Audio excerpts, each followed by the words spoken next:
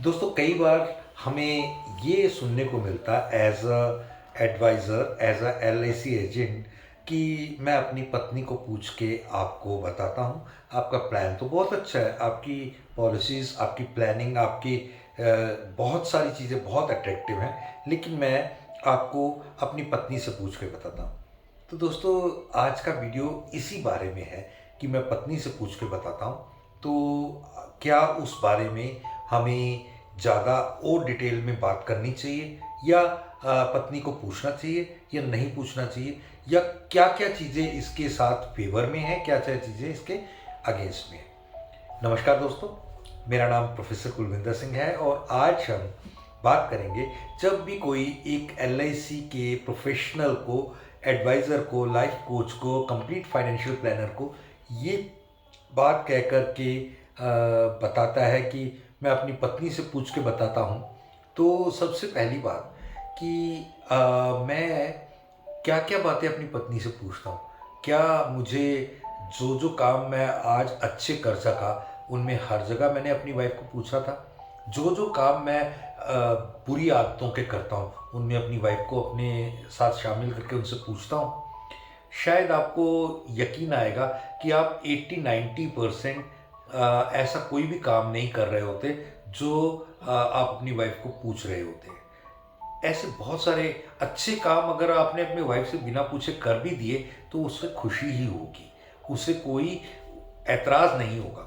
देखिए एक सिंपल सी बात है, जब आप इंश्योरेंस कर रहे हैं तो उसके लिए अपने उस लेडी का जिसका आपने हाथ पकड़ा था और ये कहकर उनके घर से लेकर के आए थे कि इनकी अब ज़िम्मेवारी इनके माँ-बाप से हट करके मेरे ऊपर आ गई, मैं इसके लिए पूरी तरह से ज़िम्मेवार हूँ। और वो ज़िम्मेवारी जब तक मैं जीवित रहूँगा मैं निभाऊँगा, और आप निभाते भी हैं। लेकिन अगर मैं नहीं रहा तो वो ज़िम्मेवारी कौन निभाएगा? इस बात का प्रबंध भी करना तो मेरा ही विषय है, मेरी ही ज़िम्मेवारी है।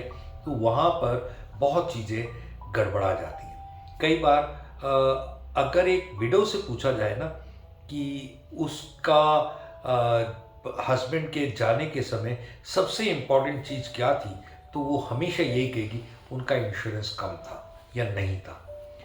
अगर किसी भी औरत को अपने पति के जाने के बाद सबसे बड़ी चीज़ जिसका लॉस होता है वो इमोशंस के अलावा, उनकी प्रेजेंस के अलावा, वो एक फाइनेंशियल सिक्योरिटी होती है जिसके कारण उन्हें किसी के आगे हाथ ना फैलाने पड़े या उनको कोई दिक्कत ना आए।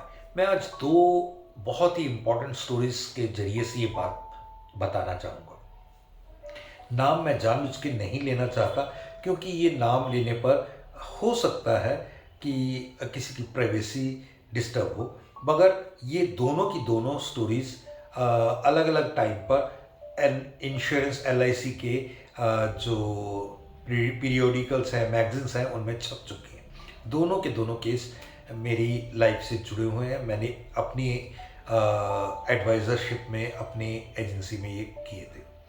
मैं डेट बताता हूँ, डेट के हिसाब से ही बहुत चीज़ें पता लगेंगी। 9/9/2007 में एक मेरे परिवार के घर में जिनके बच्चे का जन्मदिन था, तो मैं एक ट्रॉफ़ी लेके जाता हूँ और उन्हें बोलता हूँ कि हैप्पी बर्थडे इस बच्चे के लिए। इसने तो कोई ट्रॉफ़ी जीती नहीं, तो आप नहीं नहीं, मैंने ट्रॉफ़ी जीती नहीं है, मैंने इसलिए ये ट्रॉफ़ी लाया कि ये बच्चा इस तरह की बहुत सारी ट्रॉफ़ीज़ जीत कर लाए। और जब उन्होंने ये बात सुनी तो बोला कि आज इसका बर्थडे है, तो हम ऐसा करते हैं कि इसके लिए कुछ ऐसी चीज़ कर दें कि कभी एजुकेशन में दिक्कत ना आए। हमने बिल्कुल सही बात को, 50 रुपये रोज़ की एक पॉलिसी उनके लिए डिज़ाइन की और उसमें उन्हें करीब 3.25 साढ़े 3 लाख रुपए का कवरेज अंदाज़ा मिला। और वो कवरेज के साथ बाकी चीज़ों को देखते हुए, बेनिफिट्स को देखते हुए, कभी बीच बीच में पैसे आने भी थे, चीज़ें भी थी, तो कहते 50 रुपये, 1500 रुपये पर मंथ हम देने के लिए तैयार हैं। और ये जब 2007 की बात है तो उस समय एक मंथ का ईसीएस से काम शुरू हो सकता था, तो उस समय 2 महीने का नहीं देना होता था, काम शुरू हो गया।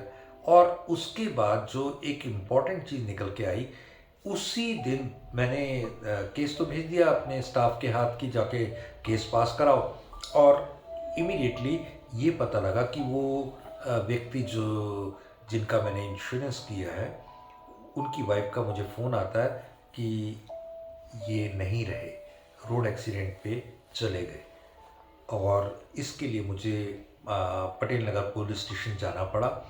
वहाँ उनकी डेड बॉडी थी, तो बाद में वो पोस्टमार्टम वगैरह होके बाद में मिली और वो सब कुछ हुआ। हमने अपने ब्रांच में पूछा कि ये क्या कहते कि चेक पास होना चाहिए, बस एक ही चीज़ है और इसके अलावा कोई कारण नहीं है। ये प्रॉपर इंश्योरेंस क्लेम 100% मिलेगा, रादर 200% मिलेगा, क्योंकि ये डबल होके मिलेगा एक्सीडेंटल केस होने के कारण। और हमारे डेवलपमेंट ऑफिसर की मेहनत से वो बहुत जल्दी सेटल भी हुआ। और जब उनकी डेथ सेरेमनी पे ये कुछ दिन बाद उन्होंने किया था, तो उसमें हम ये चेक, उनको उस समय चेक दिए जाते थे, देने गए तो ये सिख समाज के कीर्तनीय थे, कीर्तन करने वाले, जो बहुत ही ऊंचा समाज माना जाता है, उनमें से थे।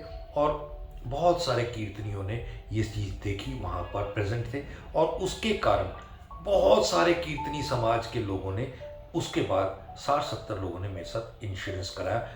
उसी एक दिन पर हमने उन्हें करीब 7.5 पौने 8 लाख रुपए का चेक दिया, और वो एक अमाउंट 1500 रुपये के अगेंस्ट था, जिसमें मैंने उनसे जब अपने डेवलपमेंट ऑफिसर से पूछा तो उन्होंने बोला चेक डिसऑनर नहीं होना चाहिए। तो मैं घर में तो रोना धोना चल रहा है, बॉडी लेने ये सब चीज़ों के पंगे पड़े हुए हैं, तो अब मैं कैसे पूछूं कि आपके अकाउंट में पैसे हैं नहीं हैं, और वाइफ को ये चीज़ों के बारे में पता भी नहीं था।